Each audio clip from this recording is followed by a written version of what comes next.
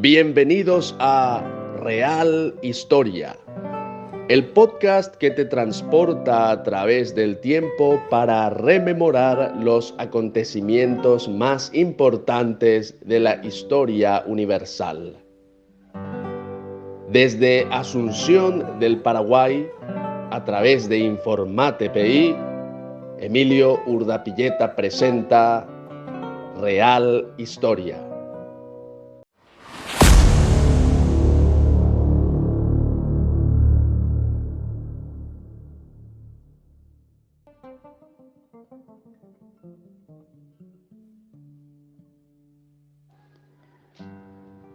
Martes 24 de junio del 2025, episodio número 57. En esta ocasión vamos a hablar de un interesante personaje de nuestro país, no tan conocido, pero que dejó importantes escritos sobre Paraguay, especialmente sobre la Guerra de la Triple Alianza.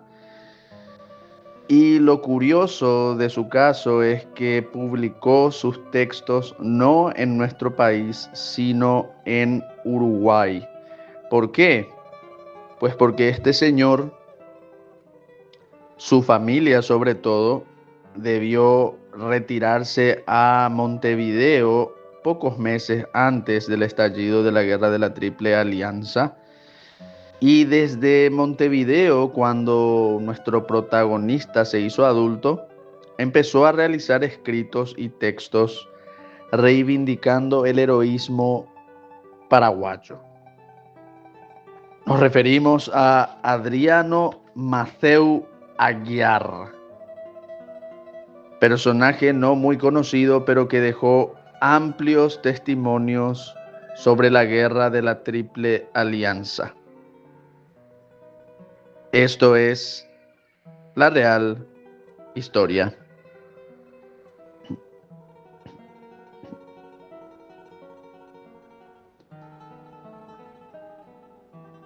Muchos testimonios quedan por ser rescatados, recogidos. Y lo que escribió Adriano Maceu Aguiar desde el Uruguay empezó a ser conocido en nuestro país a partir del año 1983, más o menos, con publicaciones que realizó Francisco Pérez Maricevich, que fue académico de la Academia Paraguaya de la Lengua Española, y también muy importante reconocer al investigador uruguayo Alberto del Pino Menck, con el que tengo numerosísimas diferencias, discrepancias grandes y muy grandes respecto a la Guerra de la Triple Alianza, por ejemplo. No sé si con el tiempo fue cambiando este autor, que es miembro académico correspondiente de la Academia Paraguaya de la Historia. No sé si fue mejorando su comprensión sobre la Guerra de la Triple Alianza en los últimos años, pero por lo menos hace 10, 15 años atrás, su versión era muy mitrista y muy florista de la Guerra de la Triple Alianza. Es decir que la Argentina de Mitre nada tuvo que ver, era una blanca paloma que estaba inocente y pura, tratando de hacer bien las cosas, y que el golpe que inició Venancio Flores ocurrió por arte de magia, sin apoyo del gobierno argentino, y que por supuesto el Imperio del Brasil actuó en todo su derecho para invadir a su propio país, Uruguay, y que Paraguay fue el malvado que se metió en donde nadie le llamó, siendo que Paraguay actuó por sus propias afinidades con el Partido Blanco de Uruguay y en nombre de la justicia, de una causa justa, en defensa de un país vecino que estaba siendo hollado en su integridad territorial y en su soberanía por el Imperio del Brasil, y por las fuerzas de la Triple Alianza que ya existían mucho antes de la firma del Tratado Secreto del 1 de mayo de 1865. Pero bueno, no sé si el señor del Pino Men que fue mejorando ya o fue añadiendo más elementos de complejidad a su relato por lo menos, pero hace 10 o 15 años atrás, bastante de la línea liberal, mitrista, masónica era la suya. Sin embargo, debemos reconocerle que hizo un rescate, no fue el primero, ya señalamos a el paraguayo Pérez Maricevich como el pionero de este rescate histórico, pero él complementó, mejoró el trabajo, expandió el trabajo y, y nos hizo una compilación muy interesante sobre Adriano Mateu Aguiar, un hombre desconocido o poco conocido de nuestro país, en la historia de nuestro país, y que era hijo del... se cree que nació en Asunción el 20 de octubre de 1859. Hay documentos que así lo indican. Sus padres habrían sido los españoles José Mateu Aguiar y Benigna Ferrer, que se radicaron en el Paraguay, que habrán llegado al Paraguay junto a Francisco Solano López allá por 1855, 56 más o menos.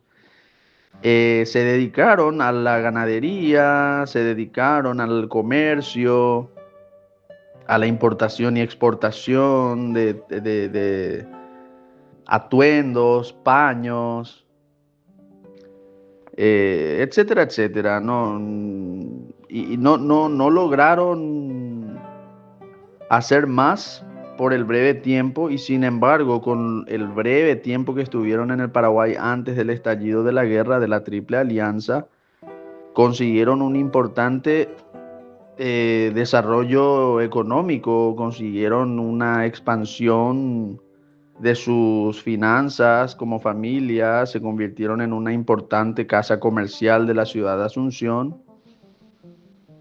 Inclusive tenían la posibilidad de realizar viajes. Por ejemplo, habitualmente iban a la ciudad de Buenos Aires, a veces también iban a Montevideo. Entonces, no se puede decir que la pasaron mal, al contrario, lograron prosperar en Asunción del Paraguay. Lograron prosperar hasta que se desató la contienda bélica y el hijo de la familia, nuestro protagonista, Adriano Mateu Aguiar, se retira hasta Montevideo justamente meses antes del estallido de la guerra, junto a unos familiares que vivieron allí, y vivió en relativa buena condición. Respecto a sus familiares, a sus padres sobre todo,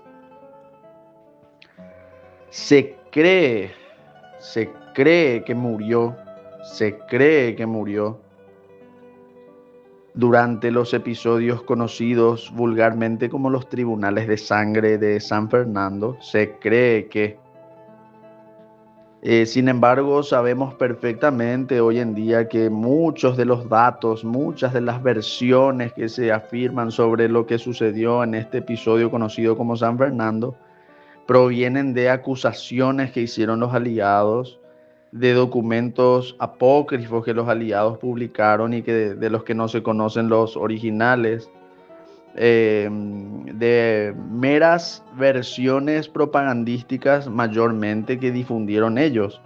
Entonces hoy en día es muy difícil saber a ciencia cierta quién murió realmente como parte de la causa de la conspiración que existió contra el gobierno del Mariscal López, y quienes murieron por enfermedad, por motivos de salud o por causas que llamaríamos naturales.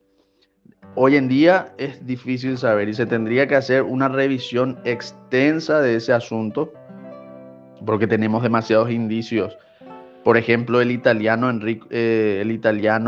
cónsul italiano Chaperón decía que varios de los que se le acusó, varios de los que se reportó, varias personas que fueron reportadas como muertas en el episodio de San Fernando, él las vio vivas en Asunción. Eso también lo dice el general Martin McMahon, estadounidense, embajador. Varias de las personas a las que se dio por muertas, él las vio vivas hasta el último día en que él salió de Paraguay, en julio de 1869.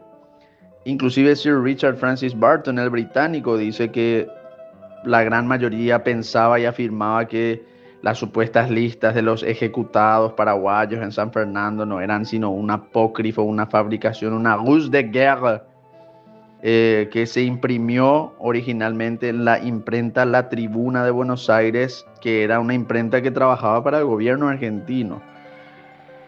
O sea que todo lo que se dijo sobre San Fernando hay que ponerlo en agua de remojo, hay que tomarlo con muchas pinzas y hay que observar a la crin del caballo con detenimiento para no caernos confundidos con una crin de burro en vez de crin de caballo.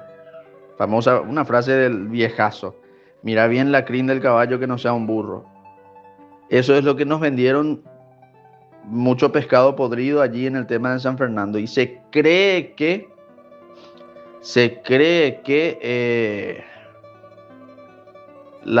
los parientes más importantes de este señor Adriano Mateu Aguiar habrían muerto en San Fernando, pero hacen figurar datos, datos de origen muy dudoso, como por ejemplo el diario de José Falcón, que le atribuyen a José Falcón, y que en realidad nosotros conocemos que ese supuesto diario en realidad Héctor Francisco de Cud, gran falsificador de la historia, Héctor Francisco de Cud, fue él quien empezó a supuestamente darle publicidad a dicho diario. Él lo tuvo en sus manos y él publicó fragmentos de ese texto que hoy no sabemos si no es un mero invento de Héctor Francisco de Cud. Esto él lo cuenta en su libro sobre los escombros de la patria, sobre los escombros de la guerra, una década de vida nacional, 1869 a 1878, si mal no recuerdo, era el título completo ese. Y ahí él nos cuenta que fue él tuvo en sus manos las supuestas memorias de José Falcón y fue él quien publicó su supuesto contenido antes que nadie. Y se basan todos en esa fuente sumamente cuestionable, Héctor Francisco de Cud, para decir que ese diario de José Falcón es auténtico.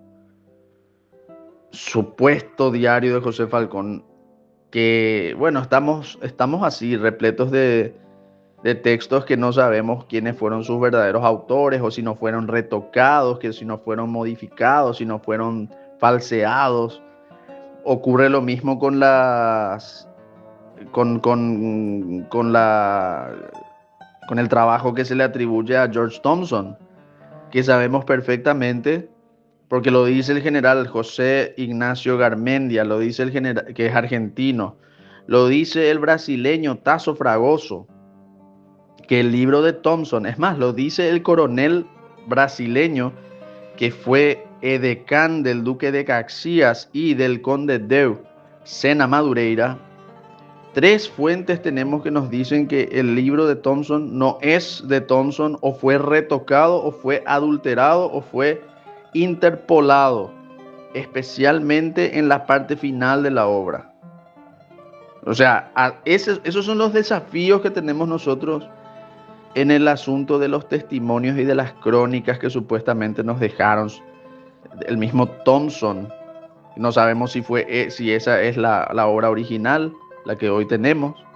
Y estos ensayos históricos que se le atribuyen a José Falcón, la misma cosa. No sabemos si es lo que Falcón escribió o es un invento de Héctor Francisco de Cud directamente. Pero bueno, esa es la situación en la que estamos. Y este señor Aguiar, al comienzo, es muy curiosa su situación, porque al comienzo su línea narrativa cuando empezó a escribir sus primeros artículos sobre Paraguay, allá por 1885, 1890, es como que reivindica al heroísmo del pueblo paraguayo, pero lo hace de una forma bastante propia de la época, con cierta timidez, con cierto lirismo propio de la poesía. Escribió muchas poesías y muy interesante el señor Aguiar. Inclusive tenemos una fotografía suya que se publicó en su momento. Pero con el paso del tiempo, el hombre que era muy crítico al gobierno del mariscal Francisco Solano López, e inclusive también era muy crítico con el gobierno de don Carlos Antonio López. ¿Para qué exagerar o para qué tratar de ocultar eso? O sea, él era muy crítico con ambos gobiernos y seguramente le venía eso por las versiones que le llegaron en la posguerra. Sin embargo, se puede decir que obtuvo una educación bastante pulida en el Paraguay, porque según se cree, habría estudiado en la escuela del padre Fidel Maíz. Se cree que estudió en la escuela del padre Fidel Maíz, que sería el seminario conciliar de la ciudad de Asunción. Y en ese seminario, por lo visto, la educación era muy elevada y muy respetable, porque en el Colegio Seminario de Asunción, eh, uno ve los textos, uno ve los textos que redactó el mencionado autor, y efectivamente demuestra un gran conocimiento de la historia antigua, de la mitología antigua. Escribe muy gongorino. Son versos muy culteranos, muy gongorinos, al estilo de Góngora, el gran poeta español Góngora del siglo de oro, utilizando siempre figuras de la mitología y figuras de la época clásica, perdón, para tratar de darle así cierto relieve a su texto, el famoso culteranismo que se le dice, ¿verdad? Y en ese sentido, tiene un estilo propio y evidentemente no se le puede juzgar tampoco no se le puede juzgar tampoco por el momento histórico en el que le tocó vivir. Eh,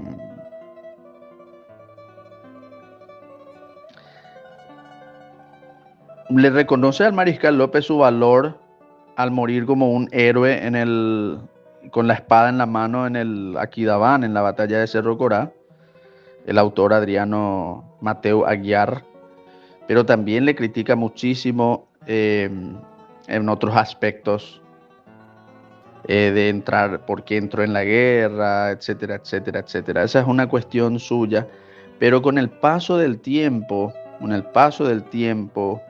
es como que él va suavizando su postura respecto al mariscal López, y al punto tal que los que recopilaron y los primeros que accedieron a sus textos dicen que inclusive este Adriano Mateo Aguiar habría sido el precursor de los recuerdos de gloria de Juan E. Oleari.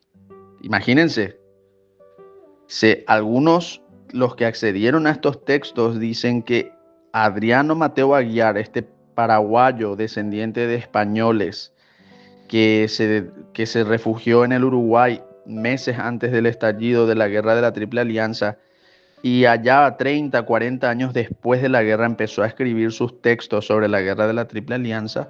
Muchos dicen que este señor Mateo Aguiar es una especie de precursor de Oleari. Y la manera en que él relata su obra La manera en que él relata su obra verdaderamente tiene muchos parecidos con lo que hizo Oleari en su momento. Y por ser una ocasión especial, voy a elegir un fragmento, uno breve nada más, para tratar de tener en cuenta, para que tengamos en cuenta qué fue lo que él redactó y cómo lo redactó. Un pequeño fragmento que voy a leerles hoy. Porque intentó el hombre hacer una compilación de textos como para que sirviesen a una historia de la guerra de la Triple Alianza, pero la muerte lo encontró en ese proceso. Falleció mientras estaba creando este trabajo. Entonces tenemos solamente una serie de textos sueltos que los fue publicando en Uruguay. Repetimos, lastimosamente el autor falleció en el año 1900, creo que falleció en el año 1904, si mal no recuerdo.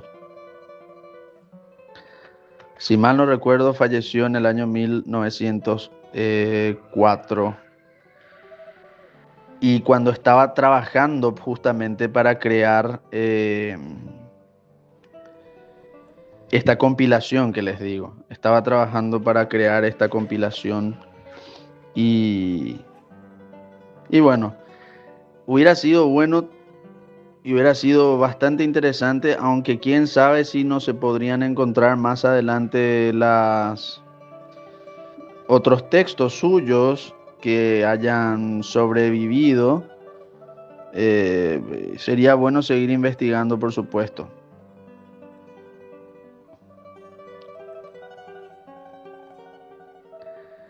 Y en esta ocasión voy a leer un fragmento breve.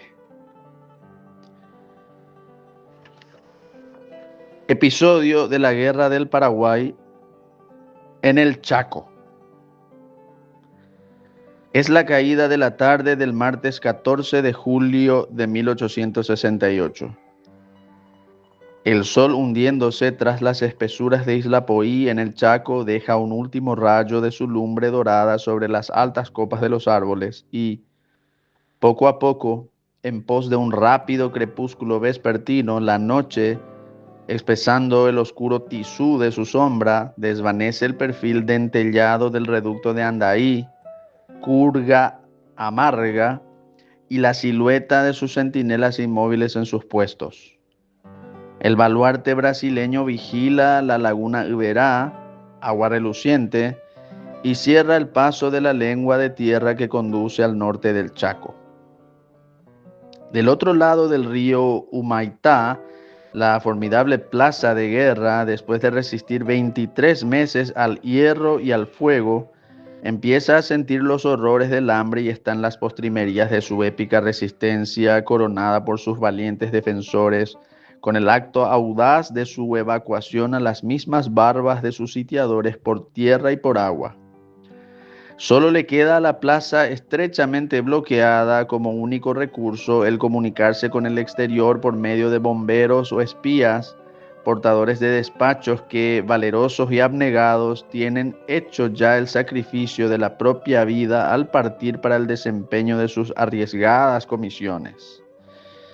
Aquí añado yo, y ciertamente el rol de los estafetas, de los que llevaban las órdenes, era dificilísimo. Y justamente aquí él va a relatar la historia de un paraguayo que era más o menos un estafeta. Continúa Aguiar, Mateo Aguiar. Por eso, a la misma hora en que la noche empieza a tender sobre la tierra su manto de tinieblas, en la comandancia militar de Humaitá, el jefe de la plaza, coronel Paulino Alén, concluye de dar sus últimas órdenes y precisas instrucciones al cabo Francisco Ortega, del primer regimiento de artillería, mensajero a pie que debe llevar un parte telegráfico hasta Timbó por la vía del Chaco para expedirlo desde allí al mariscal López en su cuartel general de San Fernando sobre la línea defensiva del Tebicuar. La noche bastante oscura, sin luna, ha cerrado completamente cuando el cabo Ortega, instruido de su delicado cargo, cruza el río Paraguay en una pequeña canoa conducida por él mismo y espera en la estación telegráfica de Isla Poí, frente a Humaitá, la hora propicia para emprender su marcha a través del bosque y de las líneas enemigas. Empresa arriesgada que ampara y facilita el misterio de la sombra, es tal designio. Tarde ya de esa noche oscura, cuando el reposo de la selva se acentúa y todo queda sumergido en un magnífico silencio, el cabo Ortega ha emprendido su peligroso viaje con el sigilo y las delicadas precauciones de un cazador furtivo. En los senos del monte enmarañado de árboles añosos y de una extensión enorme, ya no son solo de temer el cieno pegajoso de los esteros, las emanaciones palúdicas de las lagunas, la picadura de los reptiles, la zarpa de las fieras. La guerra se ha trasladado allí, no bastándole la margen izquierda del río Paraguay, y hay que precaverse de los ataques del hombre. Lleno de las indecisiones de las tinieblas que lo envuelven y de las incertidumbres mortificantes de un ambiente medroso en el que algo desconocido, innominado y terrible parece flotar en su entorno, el mensajero militar paraguayo, a altas horas de la noche, costea el flanco tenebroso de una de las estrechas picadas de Isla Poí, la isla Delgada, en dirección a la laguna Iberá, que tiene que salvar frente al enemigo reducto de Andag.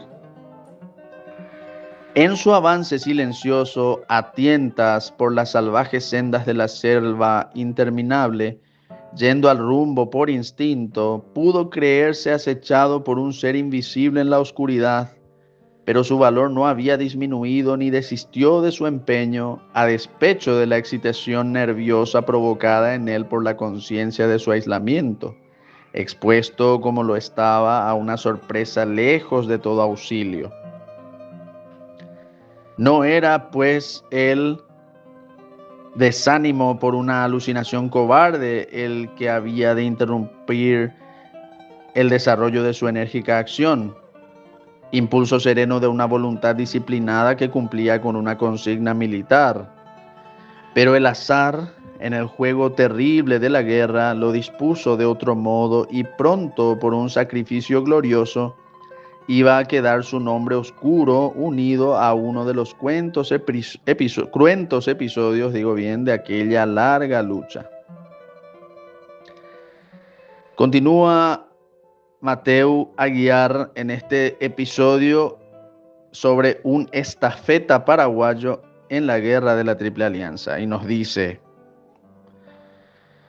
a más de medianoche, cuando deslizándose de tronco en tronco o rampando de un matorral a otro, el atrevido mensajero ha llegado a la parte más difícil de su peligrosa travesía, la laguna Iberá, que a cielo abierto, sin la oscuridad protectora del ramaje de las arboledas que la circundan y reflejando vagamente la lumbre estelar, puede hacer que se descubra su sombra destacándose más negra aún sobre la tersa superficie de las aguas. Desde el borde del monte,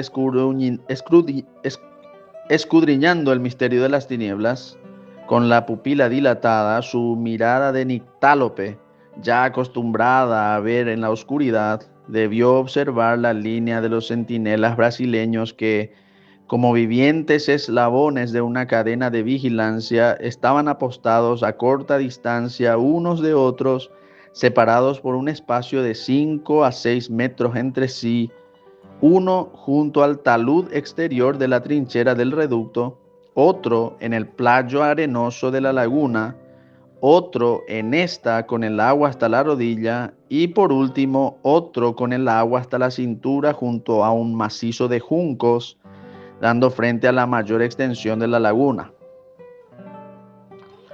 A rebasar este último centinela, flanqueándolo por su derecha, se dirigió la maniobra astuta del paraguayo Ortega Al penetrar al agua del estero, orillando, replegado sobre sí mismo y muy despacio, las matas junqueras. Pero un ligero rumor que produjo su cuerpo entre las cañas, o quizás el roce de estas a impulso de la brisa, llamó la atención del adormilado vallano que allí cerca, en el paso obligado, hacía su facción, y de nada le sirvió a Ortega la delicadeza fúnebre de afelpado felino con que se deslizaba en la dormida laguna. Más que sentido, fue visto destacando su obscura forma humana sobre la placa verdosa de las aguas, y la voz de alarma interrogando enérgica, imperativa, no tardó en hacerse oír. «¡Alto! ¿Quién baila?» Nada. Un silencio profundo se siguió a esta voz.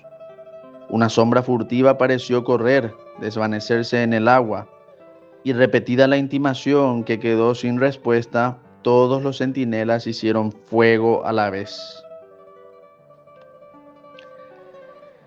Tampoco se sintió después ningún ruido, ni el rumor de cuerpo que cae al agua, ni grito humano o rugido de fiera herida.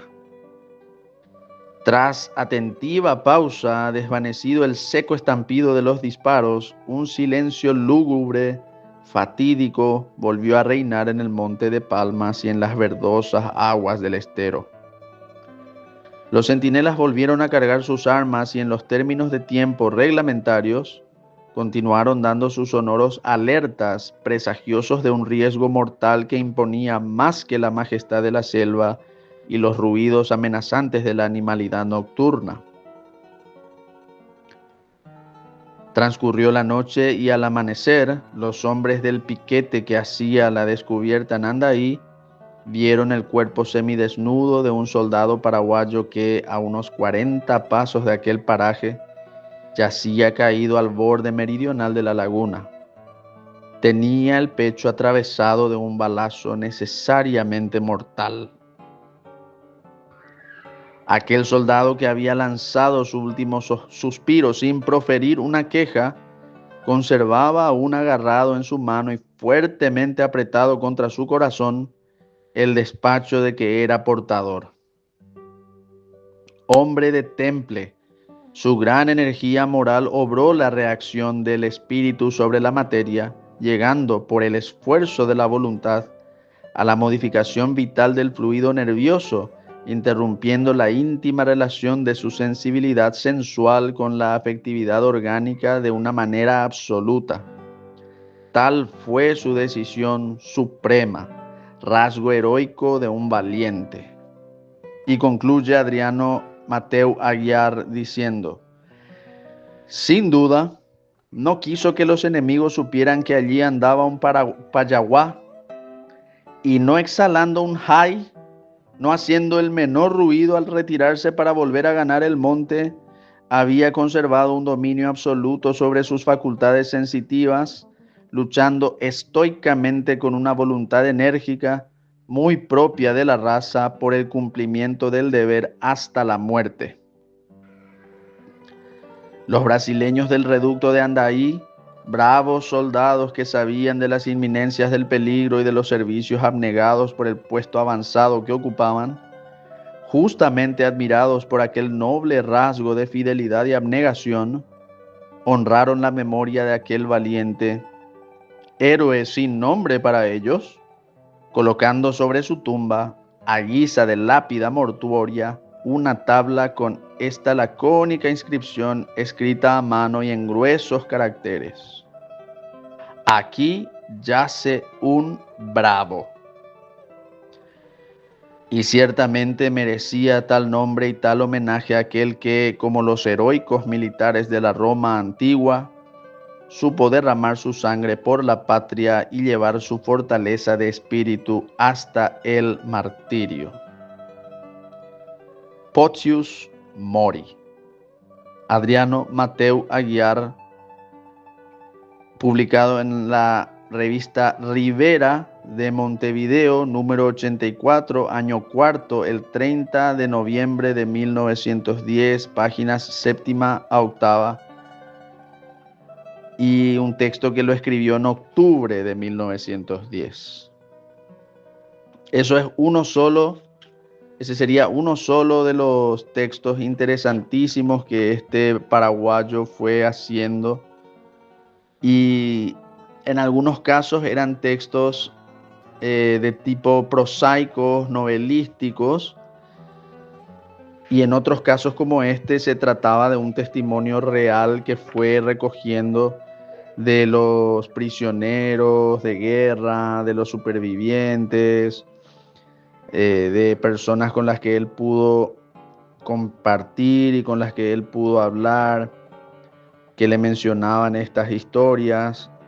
Entonces, realmente tiene enorme valor como un testimonio, como una importante muestra más del heroísmo del paraguayo durante la guerra de la Triple Alianza. Y téngase en cuenta, por supuesto, que el autor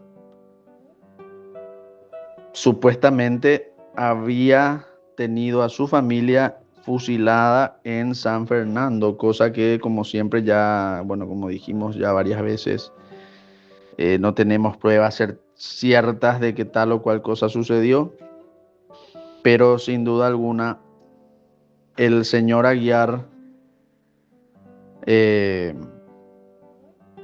contribuyó de gran manera con la historiografía paraguaya, y es interesante poder rescatar todos estos textos.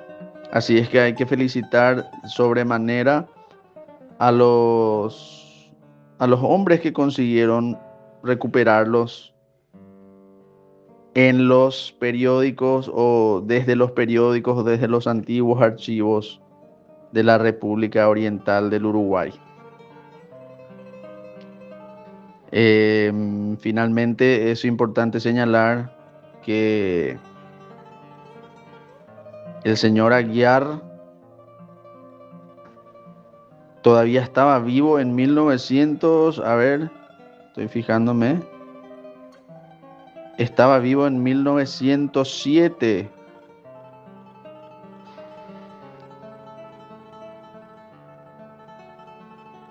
Y se le acusó también de cometer un delito al señor Aguiar y bueno, una larga historia, pero es muy interesante su vida y su obra que hoy rescatamos en este episodio especial de la Real Historia en el día de San Juan Bautista. Síganos en las redes sociales: Facebook, Instagram, Twitter, YouTube, X, Spotify, Rednote, Rumble, si es que tenemos Rumble, no estoy enterado. Y si Dios así nos lo permite, el próximo martes nos reencontraremos con una emisión más de la Real Historia. San Juan dijo que sí en esta ocasión.